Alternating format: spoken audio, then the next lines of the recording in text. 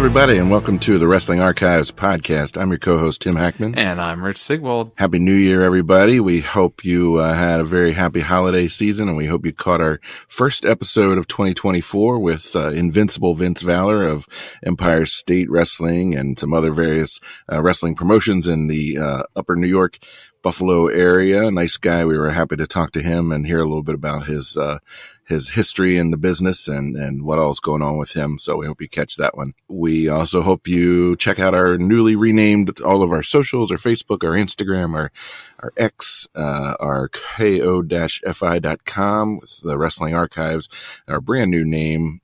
This is our second episode with the new name. So we're going to try very hard not to, revert back to all the WrestleManias. But it's like writing the previous year on your checks, although nobody writes checks anymore. So I don't. Do you have another analogy? I don't know. Well, I mean, we can keep a curse jar, but just have it in all the WrestleManias jar. Anytime you welcome to all the WrestleManias, oh, there goes another dollar. There's a dollar. And we're all done. We buy new microphones. Yeah, or whatever. Yeah, sure. Well. I think I'm on microphone number 4 at this point, so we're doing great. Yeah, I got a backup because there was a bit of a saga with my replacement microphone where it didn't show and it didn't show and it didn't show, and finally Amazon said, "Yeah, we don't know what happened to it." So they were very nicely sent me a replacement, and then like 3 weeks later, out of the blue, the original one showed up. Nice. So I've got two very fancy Blue Yeti mics. Maybe if we ever get a third co-host, we can give it to him as a gift. You can rope your wife into coming in and talking. I'm sure she would love it. I still don't think it's going to happen. Although she did watch most of the show that we're going to talk about today with me, so I have a few key quotes from her. It's always a good time when I make Jackie watch old wrestling. She likes it. She won't admit Especially it. This show that holds a special place in not just wrestling history, but the internet cultural zeitgeist that is out there. The essence of meme culture. This was a big one. Yeah, 100%. So the show we're talking about, of course, is the WCW Capital Combat from 1990, billed as the Return of RoboCop, and came to you live from the DC Armory, May 19th, 1990. Attendance about 7,500. Got good old JR, Jim Ross, along with Bob Cotto on announcing duties. We've got Tony Schiavone and Gordon Sully on interviewing duties. Gary Michael Carpetta, of course, doing all the announcing for us. This is kind of fun. It sort of coincided with the release of RoboCop 2. And so they're cross promoting the hell out of this thing. Yeah, Ted Turner thought this was a great idea to use his new wrestling company.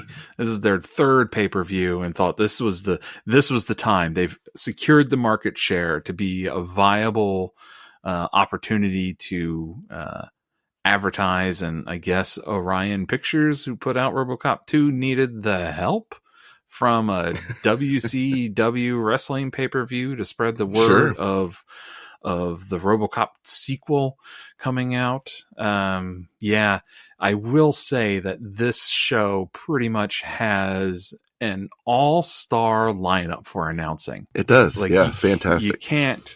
You can't name any better announcers in the business than Jim Ross, Bob Cottle, Tony Schiavone, Gordon Sully, and then Gary Michael Capetta doing the ring announcing. Like, you just maybe Howard Finkel in there too somehow, like rope him to come on down to DC for the weekend. But yeah, this show is some top 10 guys for sure.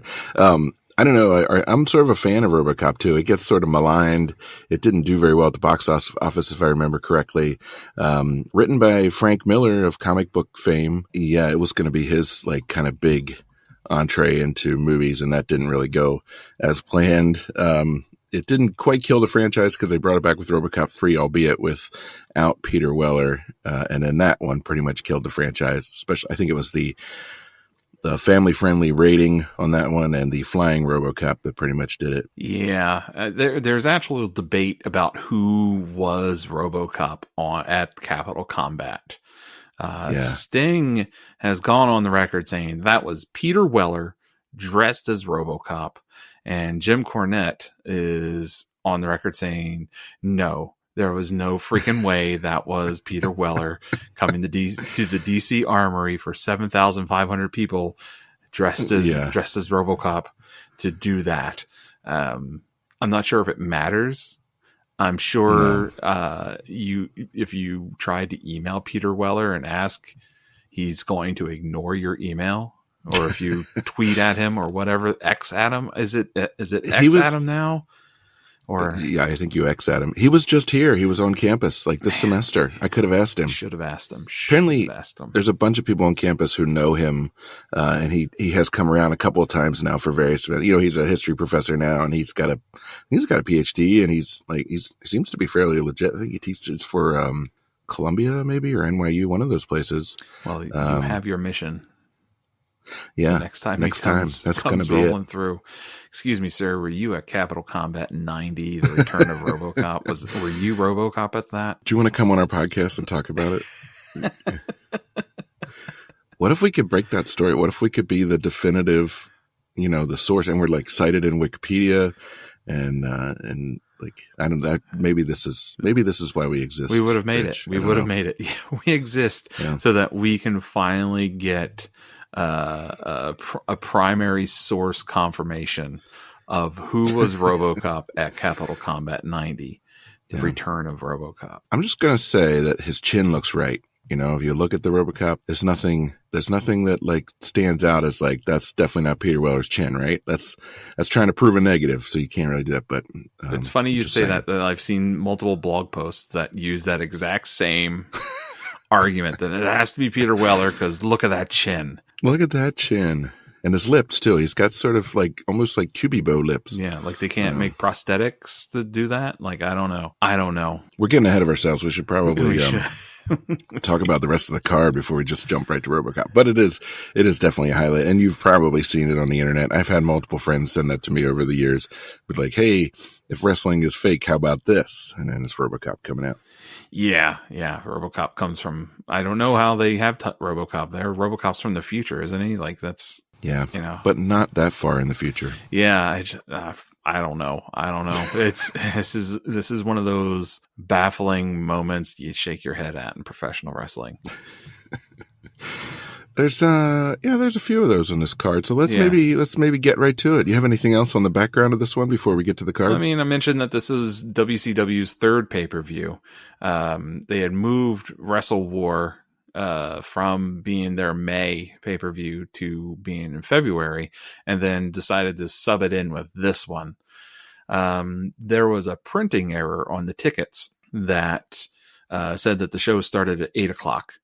But the show started at 7:00, which is why for the first several matches, the arena is practically empty. Because this is back in the day to where, you just showed up when the ticket said you show up. There's no internet or anything like that to confirm. The arena is empty when the show starts. And Jim Ross even makes comment, but he says that, the traffic in the area is so terrible, which honestly it is. The DC Armory is right next to old RFK Stadium in Washington, D.C. for those, and by the Eastern Market and stuff. And so it's right on the orange line of the metro. But if you're driving there, which a lot of suburbanites would do, you're coming down DC Route 295, which is a parking lot 24/7. It's not an easy place to get to. And it's kind of on a spot where it's like not really serviced by any of the major, in and out roads. You have to really be trying to get to the DC Armory. Yeah, you have to want it real bad. Have you ever been to an event there? I have. I used to go to the Ringling Brothers Barnum and Bailey Circus there. Because all my extended family really lived in the DC area right between Fairfax and Arlington and such. So when my great grandfather decided he wanted to go with me to the circus, instead of going to the Baltimore performance, we went to the circus in DC. And frequently, cool. when Ringling Brothers was around, they toured a blue circus and a red circus. And frequently, one would be in Baltimore while the other one would show up in D.C. And so that was a cheater way to get to see both of the circuses and get like the red program and the blue program and the red flashy light and the blue flashy light with the Siberian tiger on it. It's like Raw and SmackDown being in the same. It really kind of is like. Or like when Monday Night Raw and Nitro were both in Norfolk the same week, Yeah. Yeah. So it was, that place is not a great arena. I recall like sitting on like old wood pull-out bleachers, Yep. not actually having seats. So we saw boxing there. We saw it was Friday Night Fights, I think. It was I want to say it was Lamont Peterson had a title fight there. He's a DC guy. He and his brother actually are both DC fighters. And so that would have been mid 2000s somewhere. And same thing, pull out bleachers, like your old high school gym / cafeteria / auditorium, you know. So that one was funny because I believe it was Vincent Gray was the mayor of DC at the time, and they announced him on the mic, you know, for the show, and like everybody booed. It was great. Nice. We also saw roller derby there. My friend Megan was in DC Roller Girls for a bit, and so we saw it. And they basically just push all the seats in, and they just skate on the flat wood floor. Yeah, it looks like they still do DC Roller Girls roller derby there. Yeah, there used to be an indoor soccer team there briefly. It looks like for 2 years in the 40s, the Georgetown Hoyas played there. So if we're talking about the 1940s, that lets you know how old this building is. It was built in 1941. It looks like. So. Yeah, it's old. It was old when this event happened. It is now even more old. There was even Barack Obama had an inaugural ball there. I was curious whether it's still an active armory. I don't. Somebody, Jim Ross, maybe mentions that it is at the time that they're doing this show, but I have a hard time believing it still is. But who knows? Yeah, apparently the pre-inaugural gala for John F. Kennedy was there. Good God. Yeah, the performers that night included Harry Belafonte, Milton Berle, Leonard Bernstein, Joey Bishop, Nat King Cole, Tony Curtis, Jimmy Durante, Ella Fitzgerald, Gene Kelly, Alan King, Janet Leigh, Ethel Merman, Louis Prima, Keely Smith, Pat Suzuki, and Helen Traubel. Good God. Yeah, that's some DC history. Yeah. Looks like Marilyn Manson performed there at some point. It was a tryout venue for American Idol at one point. And that I believe. Yeah, packed the people into a barn. Yeah, where the HVAC is suspect, slim to none. Yeah. You know. Yeah. Anyway, so it's fun. Kind of fun historical place to have an event. Maybe not the greatest. I mean, it's actually perfectly adequate for a wrestling event of this size, I would say.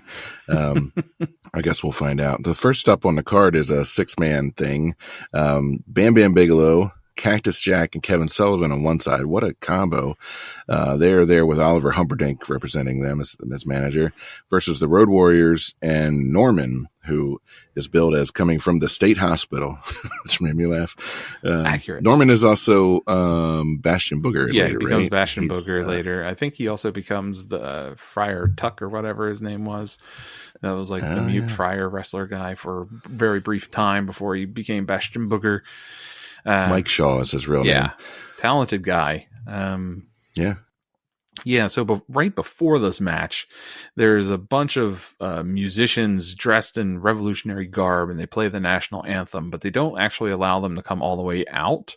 They're like tucked away inside the stage set playing, and you really can't see them. There's a very good chance that I might have known some of them, because I'm sure they're probably ex-military or current military band members, and they do a nice job, but I thought it was just weird that they're just tucked away and hidden away and just like eerily spooky in the back. Well, maybe they didn't want to scare anybody and bring out guys in soldier outfits or something. Yeah, maybe not. I don't know. It was weird. Yeah. I didn't pay a whole lot of attention to that piece. Obviously, I missed it entirely. Yeah, it wasn't worth it. I was super distracted by how skinny Mick Foley is.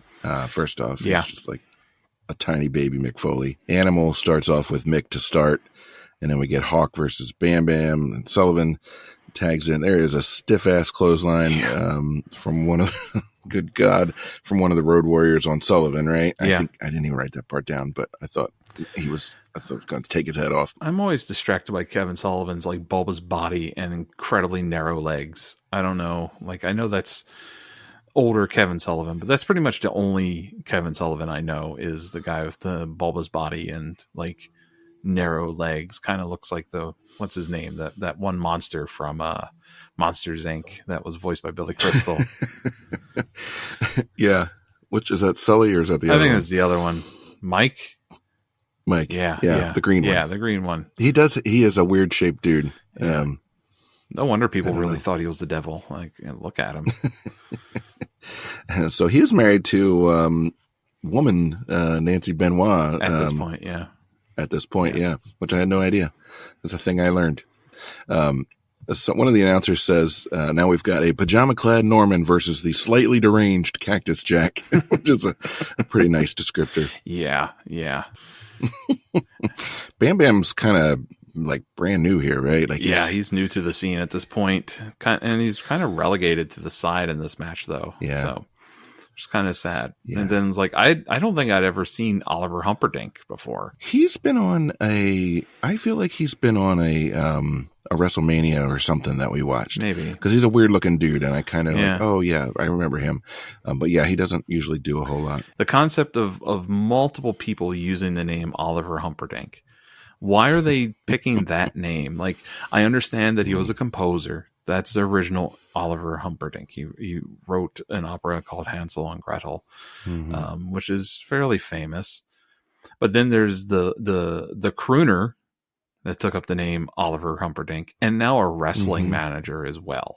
I don't think the crooner and the wrestling manager are the same guy, right? They're not. Right? No, they're not. Right. I just want to make sure that they're not the same guy. But yeah, I don't understand this.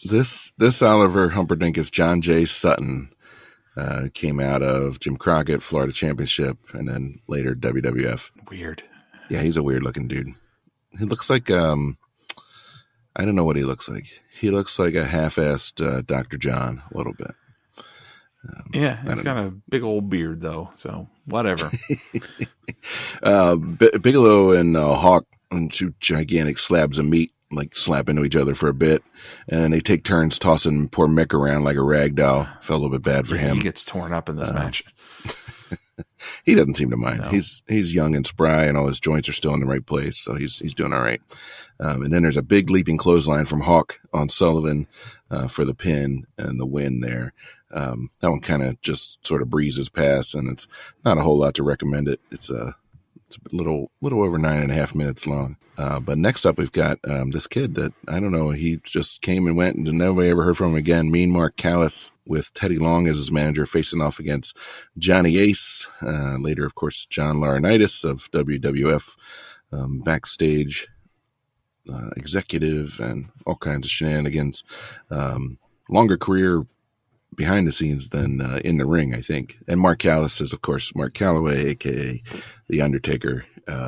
He's billed at 6'9" and 320, which I don't know if I believe that. Yeah, I mean, right. He's a big guy. He's very, very, very tall. Yeah, this is actually probably one of his last appearances. So like, Calloway's final match in WCW was September 7th. And then he shows up, in WWF at the Survivor Series that year. So yeah. End of an era. Yeah. Hopefully it works out for this Mean Mark guy. Yeah. He seems like a good kid, he's just, got a lot of potential. We're told that he perfected his heart punch on a recent tour of Japan. And we're also told that he doesn't like people. His favorite pet is a snake, and his favorite singer is Ozzy Osbourne. So clearly, these are all very scandalous things. Yeah, I'm with him with a lot of those things. Forget the snake bit, but like, yeah, I don't like people. I'm a fan of Ozzy. Yeah. I wish I went on a tour of Japan. Would you learn the heart punch? Do you think? I would not mind punching people in the heart at all. It seems like it could be a useful thing to know how to do. I think so. Just punching people in the heart all the time. Get off me. JR runs down everybody's collegiate records, of course. We learned that Mark was a basketball player too. I didn't know that. Is that true, do you think? Yeah, it says actually right here. Football and basketball. Yeah. Went to school on a basketball scholarship. Yeah. He never mentions his brother though. So never see Kane anywhere. It's a dire oversight. Yeah. Well, he was probably still recovering from his horrible burns at this point. They weren't aware of his existence. Probably. Yeah. Maybe. Yeah. or his Uncle Paul. You know.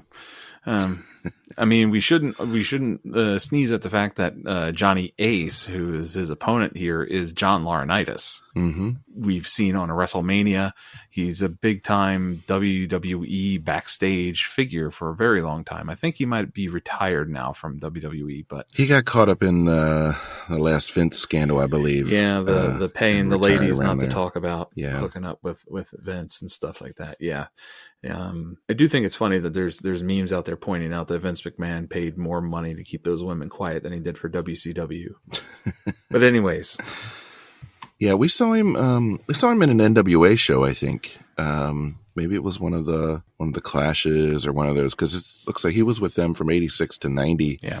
And he went to Japan for a bit. Yeah. Yeah, this is an all right match. There's a couple of familiar moves. If you watch a lot of Undertaker, you can see there's a big elbow drop that Mark misses. He does the rope walk thing, of course. He does that a couple of times, I think, just just for good measure. Yeah, and it's also good to mention that John Laurinaitis is the brother of Road Warrior Animal. Is that true? That is true. And he's I know they also, have the same last name. Yeah, he's also the stepbrother or stepfather for the Bella twins. Oh. Yeah. Well, look at all that. I know. I always knew they had the same last name. I never actually looked to see if they were related. They are related, indeed. Huh. He's a big dude too. He's like 6 foot something or other. He's 6'4", so he's not tiny by any means. Yeah, I mean he definitely stands out. He doesn't make Mean Mark look gigantic, because he's almost as big. So, but I think basically they treated Johnny Ace like a jobber in this match. Yeah, he whooped his ass. Yeah, Mark gets the heart punch and then the rope walk to the elbow drop for the win.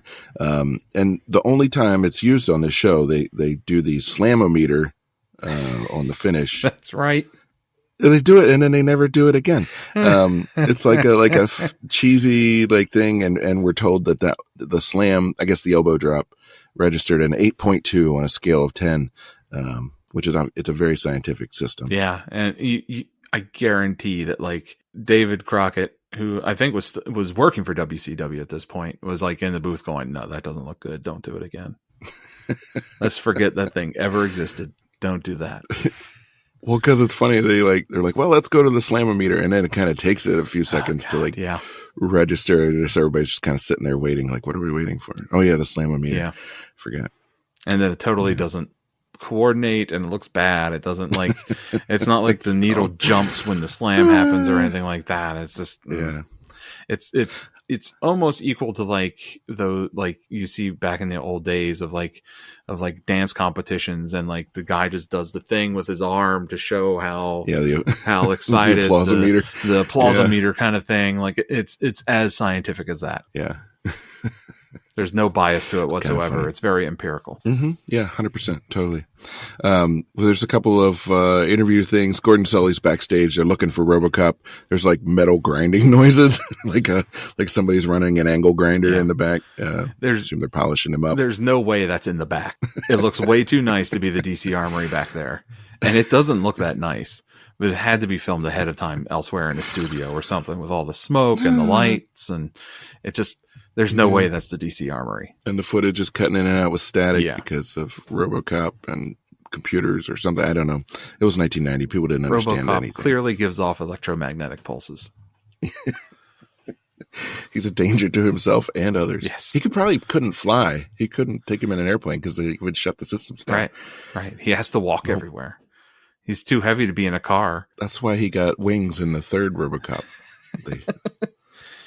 They figured this out.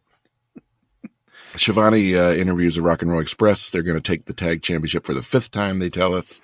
I guess. Yeah. Sure. Next up is Captain Mike Rotunda and Wildfire Tommy Rich versus the Samoan SWAT team, Fatu and Samoan Savage. Samoan Savage is a.k.a. Samuel, a.k.a. Tama, a.k.a. the Tonga Kid. And Fatu is, in theory... AKA, later, Rikishi, and he had another gimmick in between there, didn't he? Oh, yeah, the Sultan. But we're having a little discussion before we signed on about whether that's really Fatu. And, of course, everybody is named very similarly, and it's kind of hard to keep track. So our best guess is Fatu and Tama, or Samoan Savage. But if you know something that we don't, please help us. Yeah, please help us. We love the Samoans. They're great. But sometimes there's too many of them to keep straight. Yeah. This is very confusing because like, it doesn't help that like it's Sam, Samu, and Fatu, and it's just, it's Samu, Sam, Fatu, and I don't know what else you could throw in there, what other Samoan syllables you can say to try and differentiate these people. But we do believe that we saw that like Samu had been fired from WCW at this point. Right. And they did not show up to a TV taping, which was supposed to set up them challenging for the tag titles. So instead they end up against Mike Rotunda and Tommy Rich instead of Brian Pillman and Tom Zink. Brian Pillman, Jesus. Of the railroad car fame. Right. He made the air brake, man.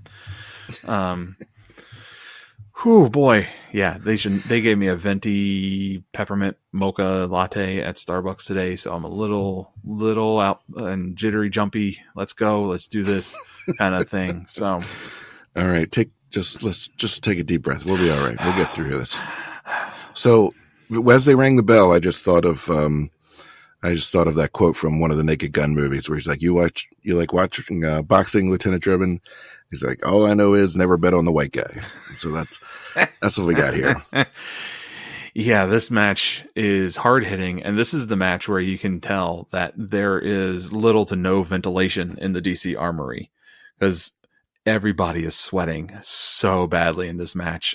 And you can see that the crowd is like fanning themselves and they're kind of sweating.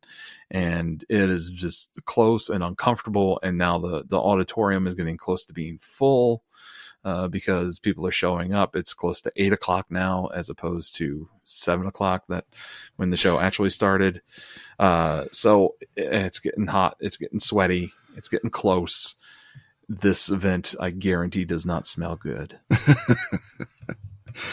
Yeah, and this is before Axe body spray, so we don't even have that. Right. I remember the smell of the elephants in this building. And oh God. So I'm picturing like that's close to how this place smells. But I mean, we've noted in the past that Mike Rotunda is a famous sweater. He sweats. He's a sweater. He sweats so much sure. when he's working, and it's just because he's in such fantastic shape. His body actually responds to physical activity. But he sweats a lot, but in this one, they haven't even done anything, and he's completely drenched. And it's not just like he poured water over himself. He is sweating, and Tommy Rich is sweating.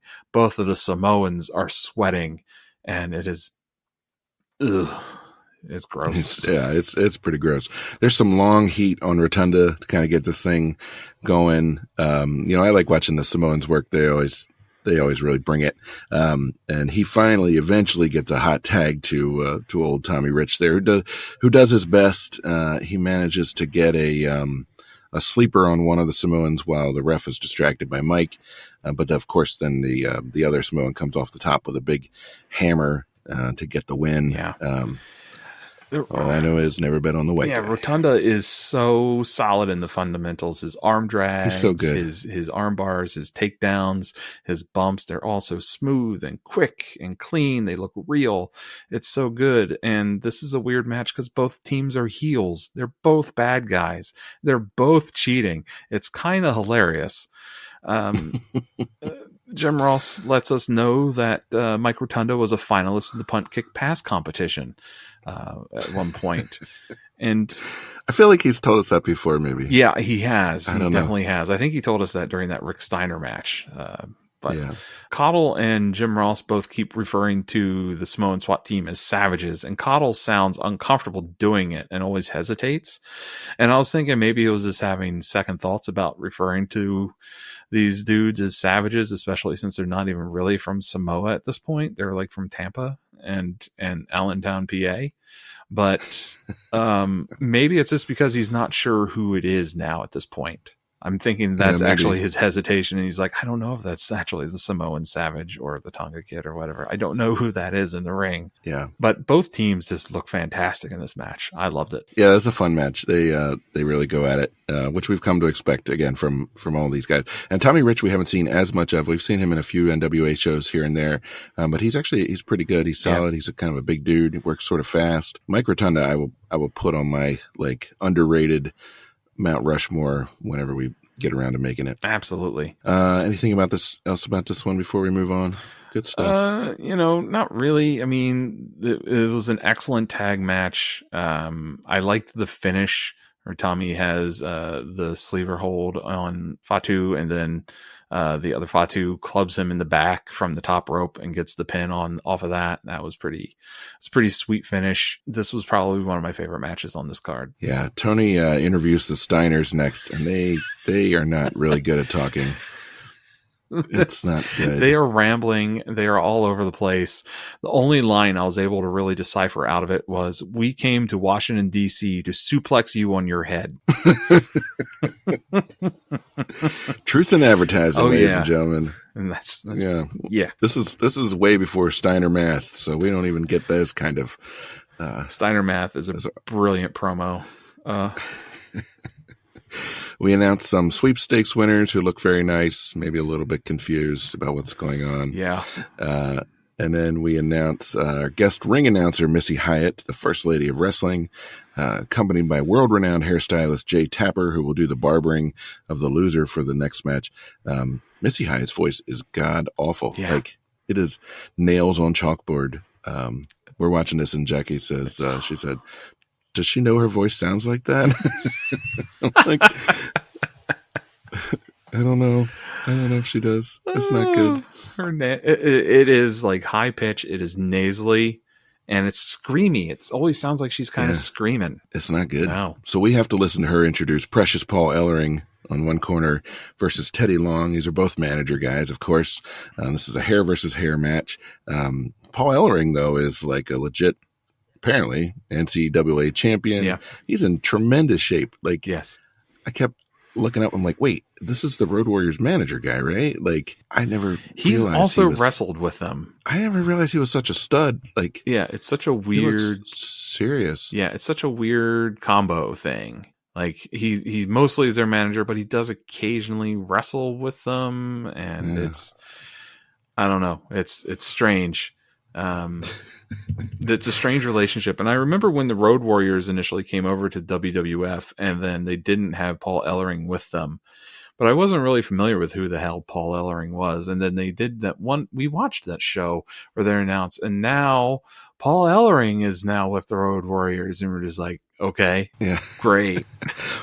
Well, and the crowd at that one clearly didn't know who that was. No, either. they didn't care. Like, all right. Yeah, because they only watched WWF at that point. At this point, the audience was already segregated. So yeah, there's some incredible announcements from the guys during this one. I mean, I have a couple of favorites, but first of all, so Teddy's wearing boxing gloves and headgear, and he jumps the gun and wraps up Paul in his own jacket and gets some cheap shots on him. So JR tells us, this is the first one. He says that Paul is a long distance runner who aspires to compete in the Iditarod. Do you think JR knows that that's a dog sled race, or do you think it's like, does he think it's a running event? I mean, you do have to have some sort of endurance and tolerance to do the Iditarod, but I don't think long distance running is one of those. No, as far as I understand it, you have to be able to tolerate the cold, and you have to be able to tolerate dogs' shit like flying in your face for most of it, because the dogs do not have much in the way of control once they kind of get going, and you don't stop for them to take little breaks. So yeah, the dogs are just pooping on you. You guys could do the math. Yeah, I don't know. That doesn't. We're like, you're a runner, huh? So what event are you training for? Is it a marathon or the Iditarod? I don't know. Anyway, what else is going on in this match? I got very distracted by that. They didn't drag it out. I was very happy that they did a manager versus manager match, and it was like 30 seconds of actual action time, and then it was his hair shaving time.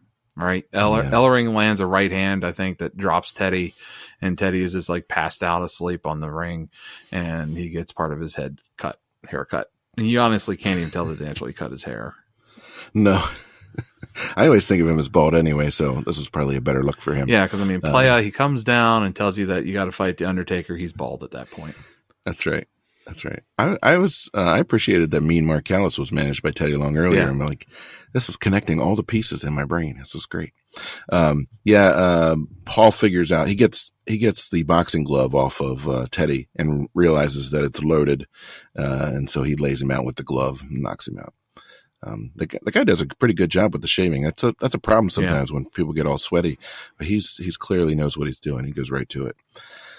So, we've got Tony with the Horsemen now, Arn, Sid, and that's Ole, right? Yes. And they all do their own little, bit of yelling there. And then they introduce Ric Flair. It's chaos. Flair just comes out of nowhere. he's like a fucking Muppet who like just came up from the bottom of the stage. Yeah. It's just like, he's not there. And then he is, and he's yelling and he's screaming and his hair's flying everywhere. And he tells, Lex Luger that, so when you walk that aisle, you pay that price. He tells Luger he's going to make him a one-legged athlete till this is over. Yeah. Like, I don't think you're allowed to say that. Arn also delivers this amazing line that we're all individuals working individually for the same goal. Thanks, Arn. Thanks, Arn. Just don't shoot me. Yeah. How does this equate? Is that Steiner math? Maybe. I don't know. That's a solid Ric Flair promo. It's a really good one. I enjoyed that. And I think at this point they're still holding to the story that Arn and Ole are brothers, and then they are Ric Flair's cousin. I think that's what we're being told. Yeah, I think they're still sticking to that story at this point. They kind of drop it eventually because they're like, this doesn't fucking make sense. But they hold on to that story for like 4 or 5 years. Like, I'm watching old World Championship Wrestling episodes. You know, the studio wrestling with Tony Schiavone and David Crockett right now. And and it's episodes from like 1986 and they're talking about them being cousins constantly. Like, nice. Yeah. Like, wow. Okay. You know, no one believes that, right? No one has to believe that. I believe it. This is like Big Show being Andre's son, you know. Yeah. It's right up there with that. That's great. I love it. We get to the next match. This is for the U.S. Tag Team Championship. We've got the Midnight Express, Bobby Eaton and Stan Lane, of course, managed by Jim Cornette, versus Flying Brian Pillman and Z-Man Tom Zenk. Z-Man and Pillman have the belts coming into this one. Cornette is going to be locked in a steel cage, so he can't interfere in the match, which is very fortunate because then that means the cage is there for a spot a little bit later too. So he's really funny. He kind of runs around the ring basically like a toddler who won't put his diaper on, like so that they can't catch him and throw him in the cage. And the ref finally lays him out. Yeah, it's so good. The ref just like puts out a clothesline and takes out Cornette. Funny. Yeah. Cornette lays down is just gold. He's got another good one here in a minute. So yeah, this is a decent match to start anyway. It's some good fast paced action. Pillman and Z-Man sort of get the other hand. Cotto is talking about how Zenk and Pillman are the new breed of pro wrestlers because they went to college. And they're coming out from the college environment. Yes, because they've finished their college degrees. Yeah. Yeah, which seems a little insulting to like Bobby Eaton and Stan Lane. Like, are they saying that like, look, these guys are just a bunch of like dumbass rednecks and like, yes, I don't know. That's exactly what Bob Cottle was saying. Is that what he's saying? They're like, they're not smart and educated. These are thinking man's wrestlers, I think is actually what Cottle says. Mm-hmm. Yeah, and Jim Ross informs us that Jim Cornette is a mixed doubles champion from college, apparently, in tennis. Yeah, I heard. Not true at all. He also tells us that one of the teams is, I guess it was the Midnight Express, is Marion Barry's favorite tag team. Yes, I believe he did say that was Midnight Express. DC mayor famously reelected despite smoking crack on camera. You can watch Chris Rock's special and learn all about Marion Barry. He was a special breed of DC politician. Yeah. Do you remember the night that they raided the Capitol motel on New York Avenue and arrested Barry? Like the night. Well, I mean, the night that they pulled that sting. I remember it in retrospect. Yeah. No. Yeah. No. Well, because we weren't living in the area at the time. Oh, so. Okay. Well, my family and I were driving down New York Avenue that night.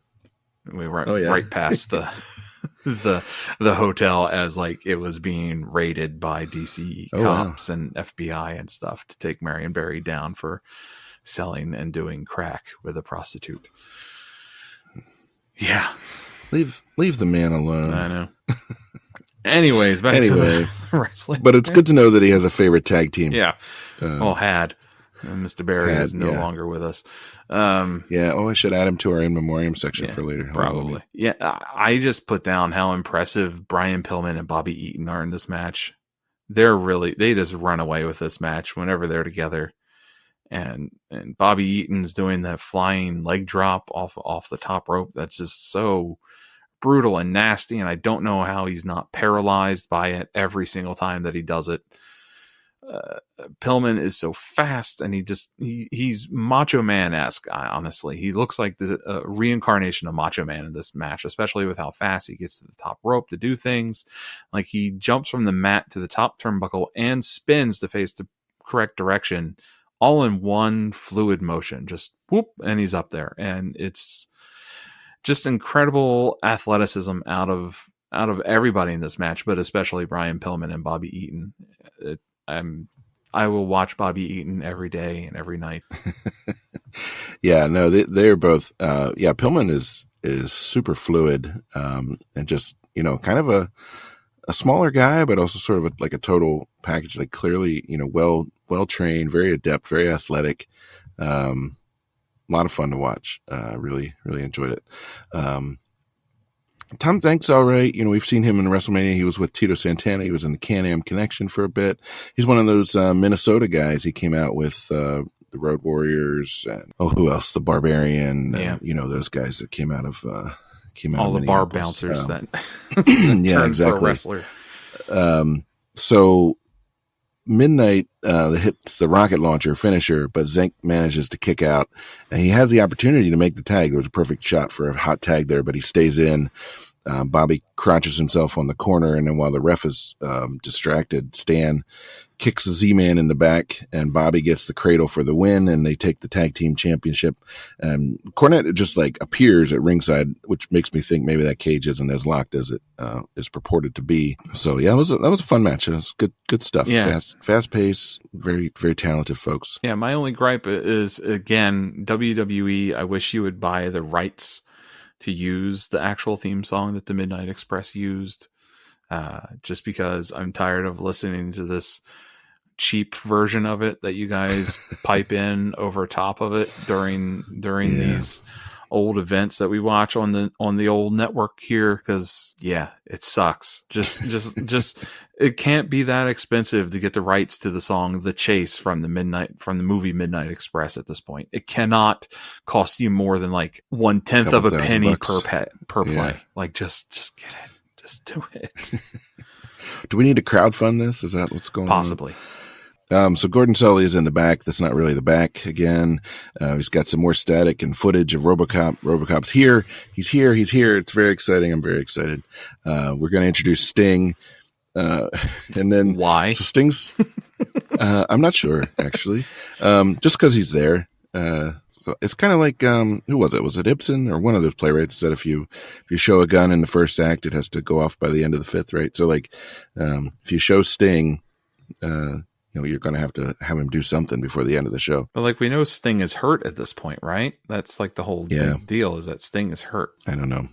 But they introduce Sting, and then they introduce nation's number one law enforcement officer, RoboCop. ACAB, folks.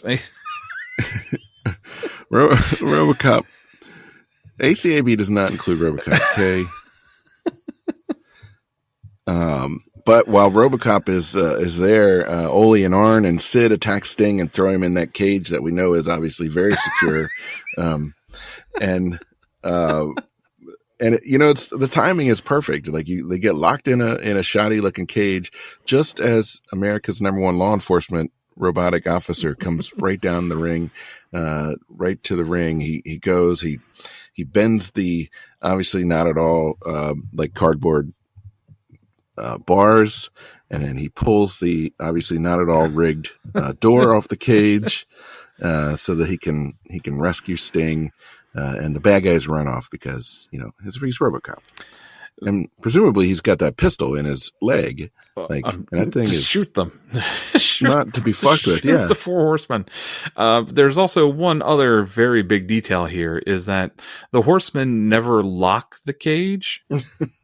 Sting could have just pushed that door open and walked right out. We didn't need. No, he couldn't. He didn't need RoboCop. He didn't need RoboCop. RoboCop did it with its robo strength. Okay. Mm-hmm. He did it. He totally, because he's a robot and also America's #1 law enforcement officer. How do you think like Ted, I believe in RoboCop, Rich. That Ted Turner watched this and was like, "Hot damn, that's going to sell a lot of tickets to that movie."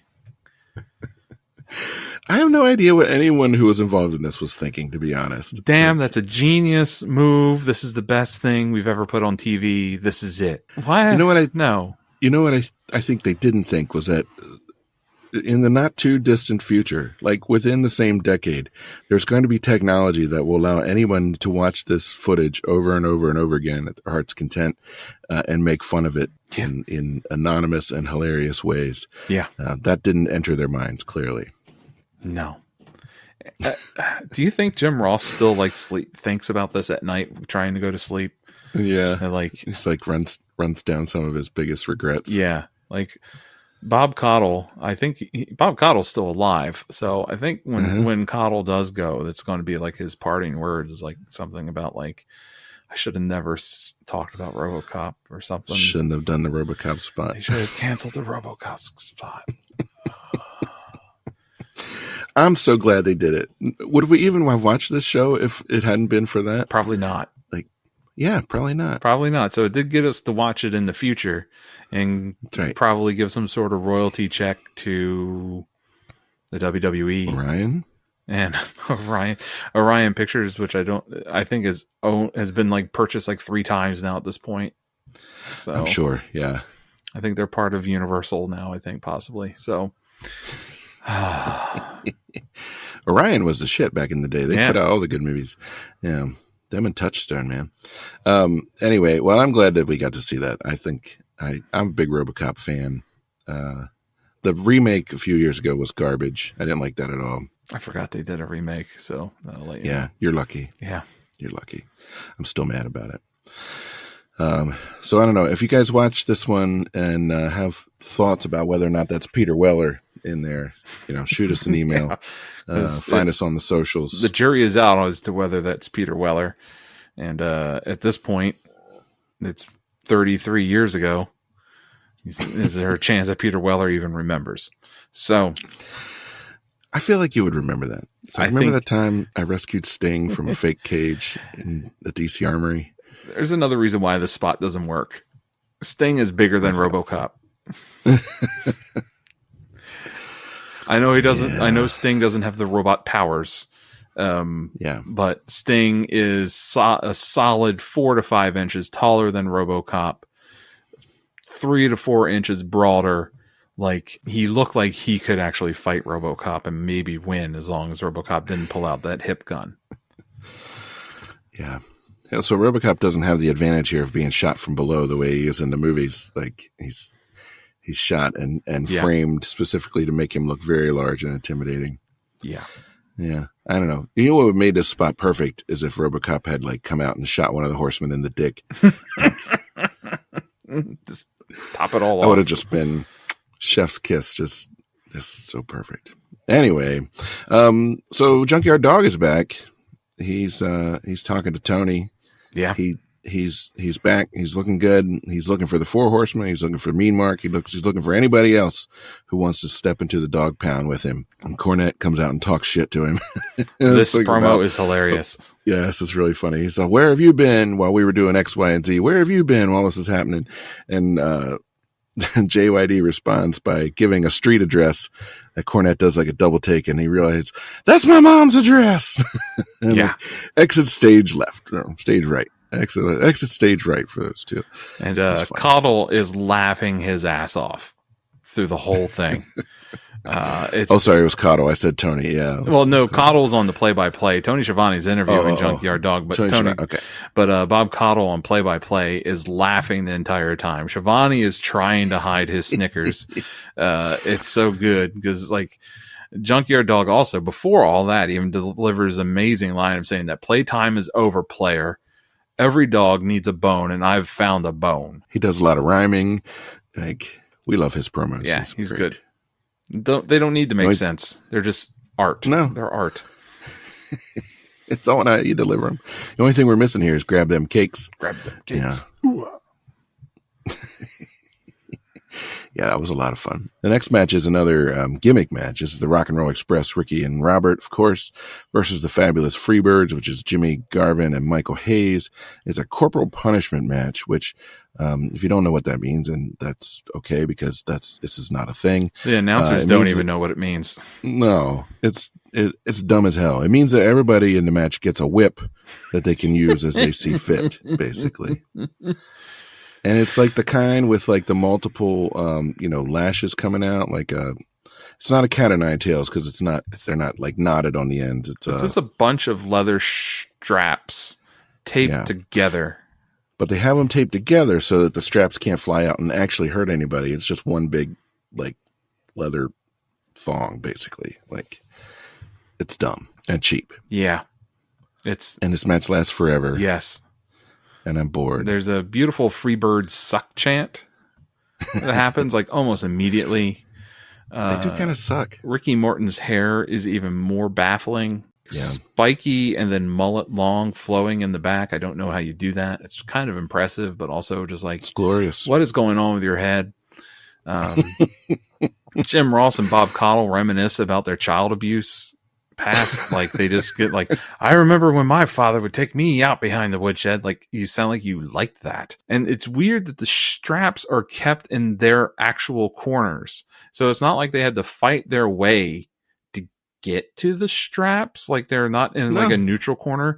They could have just reached over at any time and grabbed their team strap and just go at it. But somehow the Freebirds keep losing their strap. And both members of the Rock and Roll Express end up with straps repeatedly during this match and whip on the Freebirds. And Jimmy Garvin, whatever. But Michael Hayes, his high stepping every time he's getting whipped is hilarious. It is some of the funniest movement that you would ever see out of a human being. It's incredible. His eyeliner is very distracting throughout. That too. I don't know. Jackie was really grossed out by both of those guys, but by Michael Hayes especially. And she's like, "What?" She's like, "Did every tag team have a dirty-looking blonde guy teamed up with a dirty-looking brunette guy?" I'm like, "Yeah, that's pretty much describing you are describing whole NWA the 1970s and 80s Jim Crockett promotions tag team aesthetic." Yeah, that's it. Like you get one of two choices. Sometimes you can be like a clean cut looking, but even then your hair is still kind of suspect, like Ricky. Yeah. I don't know. Rock and Roll Express win with a sunset flip. This thing, it's 20 damn minutes long. Yeah, it takes forever. I wanted to whip myself with a strap just to make it end. Anything else to say about that? No, which is a shame because the Rock and Roll Express are always entertaining to me, but the Freebirds just bore the crap out of me most of the time, except for when Michael Hayes is getting whipped. I think it's Michael Hayes is good. But the other two members of the Freebirds are just meh. Yeah. But with the Rock and Roll Express, you always know what you're going to get. You're going to get 10 minutes of Ricky Morton getting his ass beat. And then Robert coming in, saving the day on the hot tag, the double drop kick, 1, 2, 3, and that's the game, That's the whole show, folks. Yeah. I think the only good Freebirds one we've seen was that AWA show, the Super Sunday one, where it was them with the Road Warriors in the stadium. Yeah. Because it was just like a bunch of like chaos and nonsense. Oh, and that's the one where they came to the ring with Confederate flags painted on their faces. Yeah. But then they get their asses like dragged to the dugout. Yeah. And like it just keeps going. That's the only one I remember. They had some real heat in that. They had go away heat in that match. Yeah. They had go away heat for me in this match, so I'm glad it's over. Tony is talking to Doug Furnace, who's billed as the world's strongest man. And he's like, "Oh, the world's strongest man here." I'm like, "Really, Mark Henry?" And no, it's Doug Furnace, who was a power lifter and had a very short wrestling career. Not with us anymore. He doesn't have much to say. And they said Lex Luger's awesome. That's all he says, basically. Yeah. He's strong like me. Yeah. We like muscles. We enjoy protein shakes. There's an interview with Sting, who again was never really great at talking.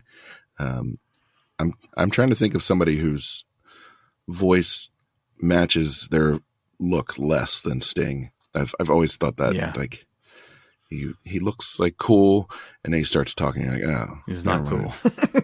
He's not. This guy's not cool at all. Yeah, kind of a dork. He's kind of a dork. Yeah. Anyway, he doesn't have anything to say either. No. That's the thing. All right. Here's the whole show. This is it right here. This is the stuff. This is Doom, Ron Simmons, and Butch Reed with Teddy Long versus Rick and Scott, the Steiner brothers, for the NWA World Tag Team Championship match. They introduced these guys. Jackie said of Doom, she's like, they're kind of terrifying. I'm like, yeah, they are scary. I was like, sit down and watch, because there's about to be some violence. Yeah. She's like, what do you mean? I'm like, neither of these teams know that this is supposed to be fake. So let's just watch. That is pretty accurate. Someone should tell them that this isn't real. Yeah. Stop it. This is another moment where you can tell how hot the arena is. The ref is sweating through his shirt. It's so gross. It's so bad. There's no way it's comfortable in that arena right now. The crowd is not pleased with Doom. They're giving him the business, and Butch tells the ref, like, of course, within shot of the microphone, he says, "I'll beat up the Steiners. I'll beat up these stupid geeks too," pointing at the crowd. They do look like a bunch of stupid geeks. I'm with him on that one. Yeah. I mean, they live in DC. Come on. Yeah, losers. So this one starts with Scott Steiner like manhandling Ron Simmons, which I don't think I've ever seen anybody manhandle Ron Simmons. I was fucking blown away. Like, he shoulder blocks him to the canvas and then follows that up with a power slam. I'm like, what the actual fuck is going on right now? Yeah, he's just throwing Ron Simmons around like he's just a sack of potatoes. Okay. He's just throwing him around. You don't need that. Just throw him out. Just like... I've never seen this before. Yeah. I've never, like, so Ron's whole thing is that he's this unstoppable force, and he's like the Road Warriors a little bit, right? He just comes out there, he beats the fuck out of people, and he goes about his business. But like, he's up against somebody here, Scott Steiner, who is as big and strong as he is, and who can not only match him, but you know, when it comes to like a shoulder block test of strength, can actually knock him down on his bet. I don't know what to think. Yeah, and then Rick Steiner comes in and Reed tags in, and it's the same deal. Like, Rick just throws Butch Reed all over the place. And then, but then at one point, Reed just takes the clothesline and then like no sells it and picks Rick Steiner up and throws him out of the ring. It's like, no, I'm not doing that. Yeah. No, this match is incredible. Actually, it's a little even hard to describe, because it's just, this is four sides of beef running into each other repeatedly. We did take a quick break for JR to inform us that Ron Simmons is Burt Reynolds' favorite wrestler. Yes. That's very important. Which we're told every time Ron Simmons and Jim Ross are involved in a match. It's just insane. The stuff that comes out of Jim Ross's mouth. Where did he find that out? Like, I don't know. But then if he's making it up, why would he pick Burt Reynolds? Yeah, I don't know.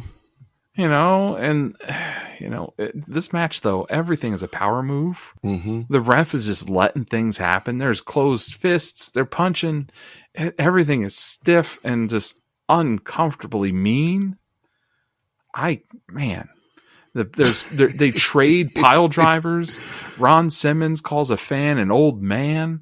Like, it's got everything. Catch Ron with a Frankensteiner, which again usually is a finisher. Rick comes in on Butch for the Steiner line, but Ron comes to the rescue. The crowd starts barking for Rick every time he comes in the ring. And then the finisher is basically the Road Warriors Doomsday device, right? Like, he picks up one of the Steiners, and the other Doom, I don't know which one was which, hits him off of the turnbuckle with a clothesline. They double team Rick while the ref is distracted, and Doom gets the win and takes the title and new World Tag Team Championship. But if you watch the replay, when they show the replay, you can see the ref actually watching the action in the corner he's watching, waiting for the distraction to come. So it's kind of a moment that lets down this match a bit. But this match is an ass kicking all the way through. I was exhausted. I was like, oh shit, we have one more match to go.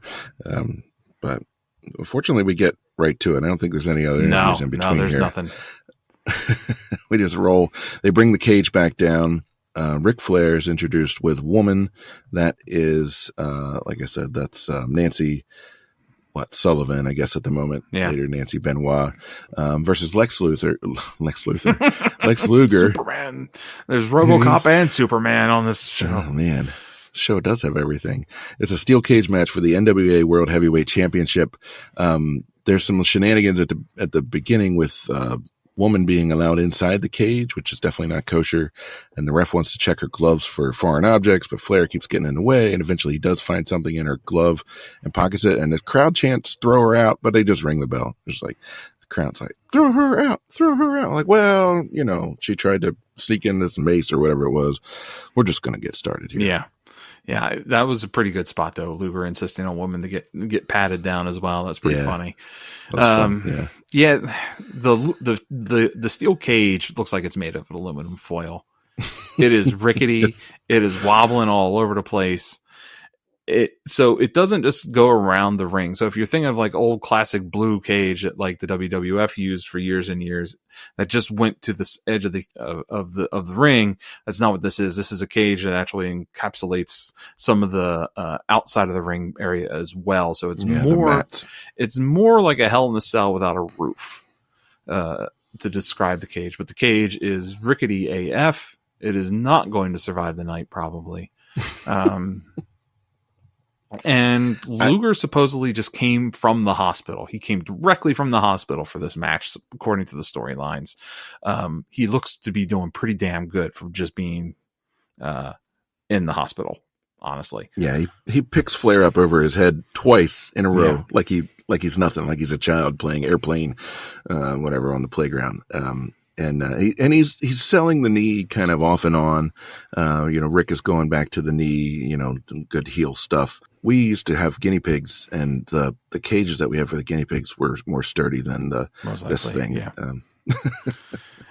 Rick starts bleeding like crazy at one point. His blonde hair is just full of blood. It looks awesome. This goes on a while. I mean, it's a decent match. It's kind of what you would expect from a Ric Flair versus Lex Luger match. I don't know that I have anything in particular to say about it till we get to the finish. Well, I mean, there was one very fascinating thing that sent me down a rabbit hole. And that was Jim Ross says that Lex Luger turned down an appointment to the Naval Academy to go to Penn State, and that he also played for the University of Miami, but he graduated from the University of Buffalo. And that's a lot of transferring. I can find no evidence that he actually went to the University of Buffalo, except for the fact that he was from Buffalo. So this goes in our Jim Ross making shit up pile. So to add on to that, why the process to get into the Naval Academy? It's not like it's a college. You have to get nominated by your senator or your member of the House of Representatives, or by your ROTC unit, and it's not just like you can call up your senator and be like, hey, I want to go to the Naval Academy. Can you put in a thing for me? You got to schmooze, and you got to do things, and you got to know people, and you got to do a lot of work. Why would you go through all of that just to say, nah, I think I'm going to go to Penn State instead? Yeah. They're going to Miami later. Yeah, no, that doesn't make any sense. No. And there was some moments that were impressive in this match. Flair vertically suplexed Lex Luger, which is intense. Luger probably outweighs him by almost 100 pounds, and it's all muscle. and Flair gets him up and holds him and then slams him down. But Luger no sells it because that's how it is. That's just Luger's thing in these days, where they just like bounces right back up from things and then like comes at you and flexes. For some reason, Flair starts climbing the cage. This isn't WWF rules where like if you get out of the cage, you win. He just starts climbing. Where's he going? She just tries to leave, which just puts him in a really bad spot. And that's where he gets really bloody. That's also where I noticed the dude in the super sweet Dick Tracy the movie t-shirt that was sitting ringside. That shirt was awesome. Nice. I had that shirt. I had that shirt. Yeah, that shirt was. Did you have it on white or on black? I had it on white, I think. Yeah. I had it on black because I was a fat kid and somebody told me black was slimming, so I bought all my t-shirts in black. It didn't work. I still wear all my shirts in black if possible. Yeah, it doesn't work, but it's okay. No, it's just like, oh, there's a fat guy in a black shirt. I'll rep for that movie though. I enjoy that movie's great. Luger lands a suplex, but now he's selling his knee injury that was put him in the hospital. But he was fine. He was fine through everything else in this match. So like Flair locks into figure 4 and the ref breaks the hold because Luger reaches the ropes.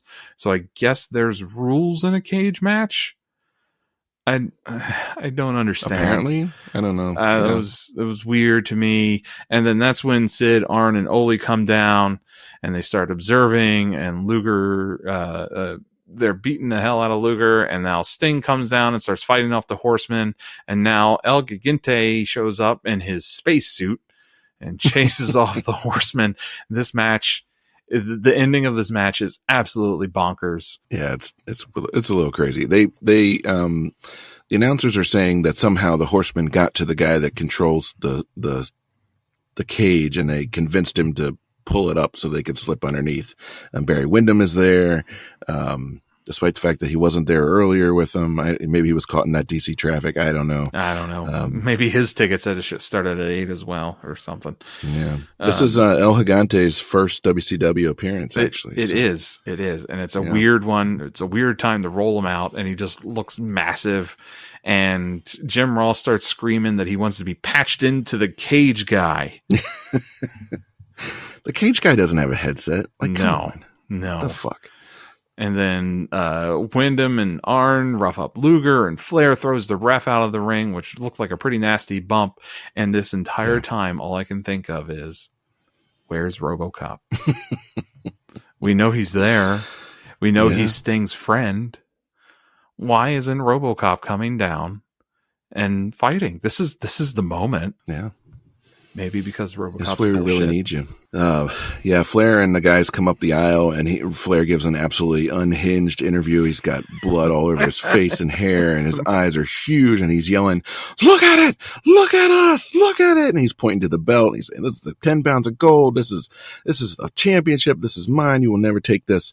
And then Sting and El Gigante just kind of walk up on him from behind and kind of push him, but not that much, and then they run away, and then we roll the credits. And Bob Caudle screams, "There's that big one again."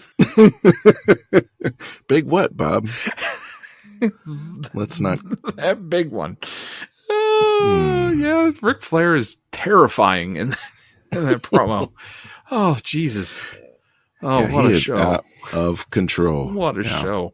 Fun show. I'm glad we got a chance to watch it. You want to run down the best and the worst? Sure. Let's see. My favorite match was probably gonna be Doom versus Steiner Brothers, I think. Fuck yeah, it was. That's good shit.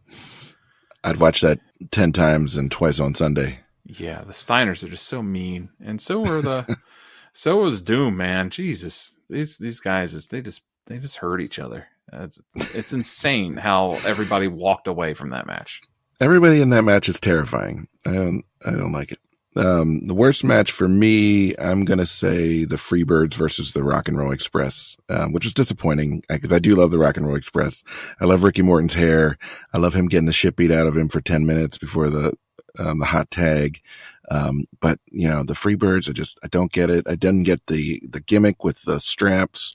And it's obviously kind of cheesy because they handicapped the the whips before they even began. That was my worst. Yeah, I mean that match I think is for me is also the worst, and it's not just.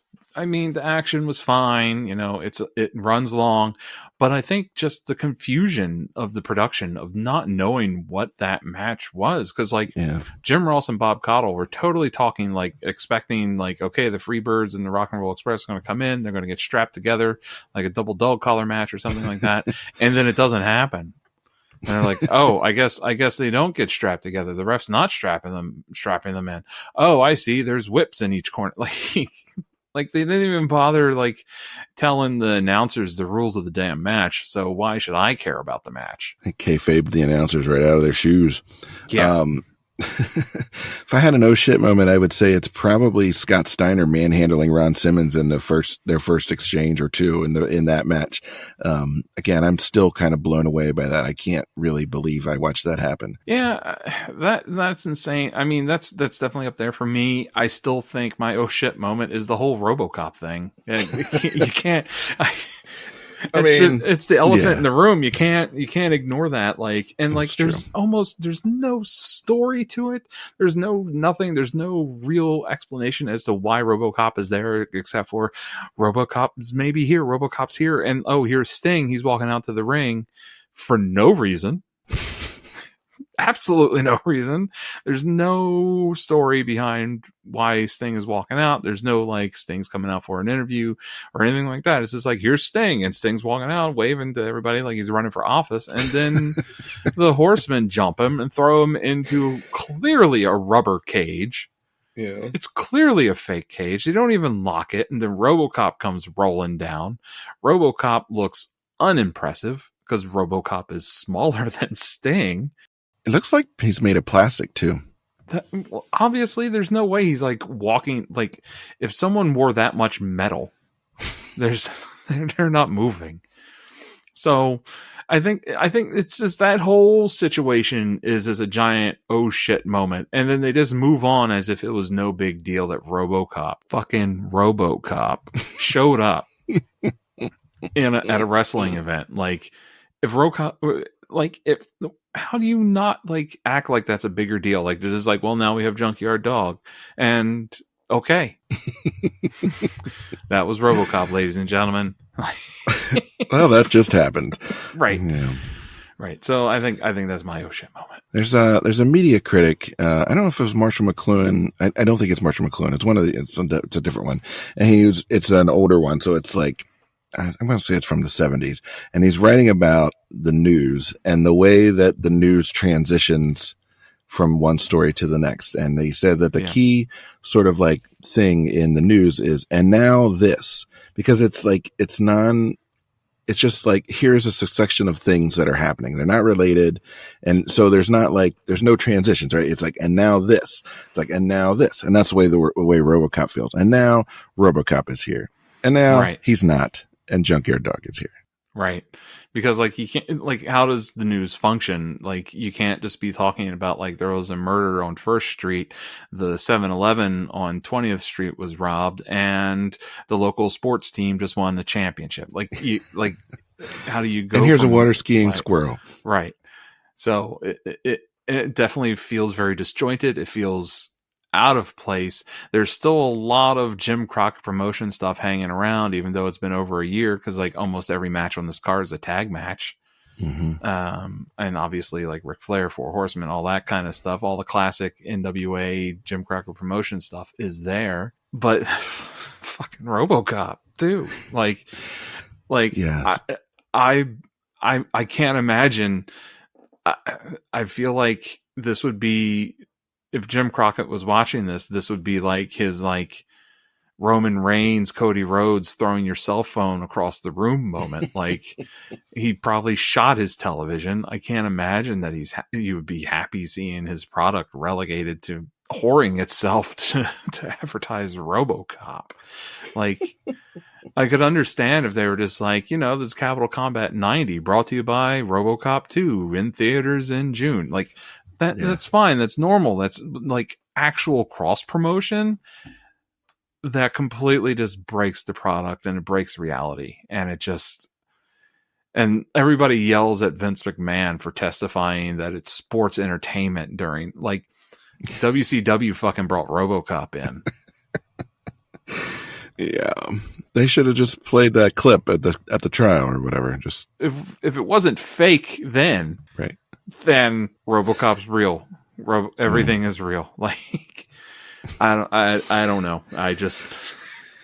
Well, so this is sort of a very transitional period for WCW. Like you said, it's a lot of the JCP stuff still hanging around, but we're kind of on our way to the next phase. This kind of stuff, I think, David Crockett in his interview with us talked about how so many people were unhappy with Ted Turner taking over the promotion and running things that, if you look at this card, you see almost every performer on this show leaves for WWF within the next 18 months. And that includes Ric Flair, Lex Luger, Norman the Lunatic, who becomes Bastion Booker, the Road Warriors, Cactus Jack, though Cactus Jack came back late in 1991.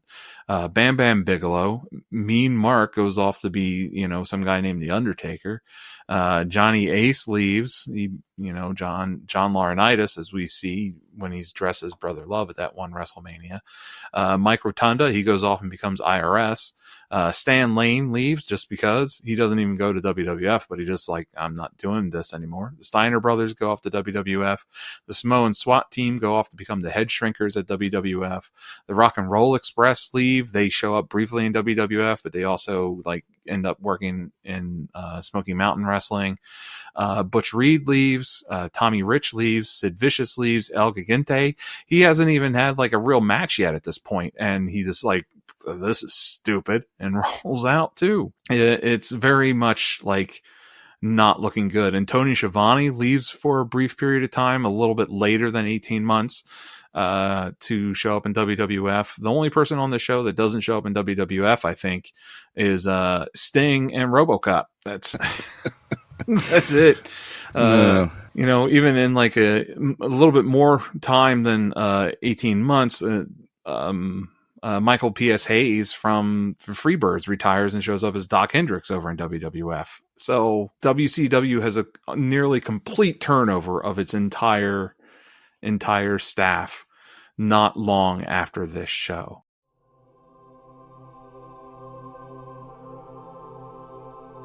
Well, we also want to take a minute, since we get into the end of the episode here, just as we always do, to pay tribute to the men and women that we've seen who are no longer with us. So our in memoriam section for Capital Combat 1990 from the DC Armory includes Gordon Sully, Bam Bam Bigelow, Oliver Humperdinck, Road Warrior Hawk and Road Warrior Animal, Mike Shaw, a.k.a. Norman the Lunatic, Beautiful Bobby Eaton, Flying Brian Pillman, The Z-Man Tom Zank, The Junkyard Dog, Doug Furness, Butch Reed, Nancy Sullivan, later Benoit, a.k.a. Woman, Jorge Gonzalez, a.k.a. El Gigante, Officer Alex Murphy of the Detroit PD, and former DC Mayor Marion Barry. We didn't see Marion Barry, but we talked about him. And Burt Reynolds, I guess, too. So.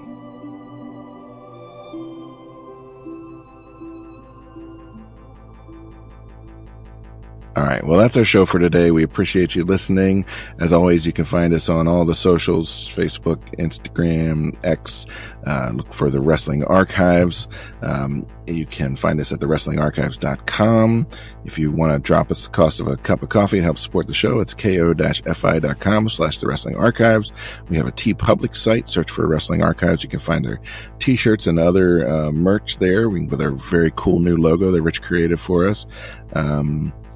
Anything else you want to say before we wrap up, Rich? RoboCop.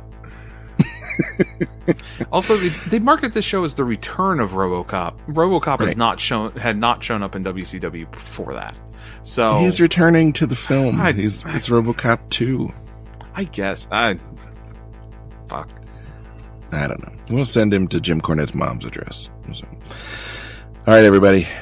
Take it easy. Bye-bye.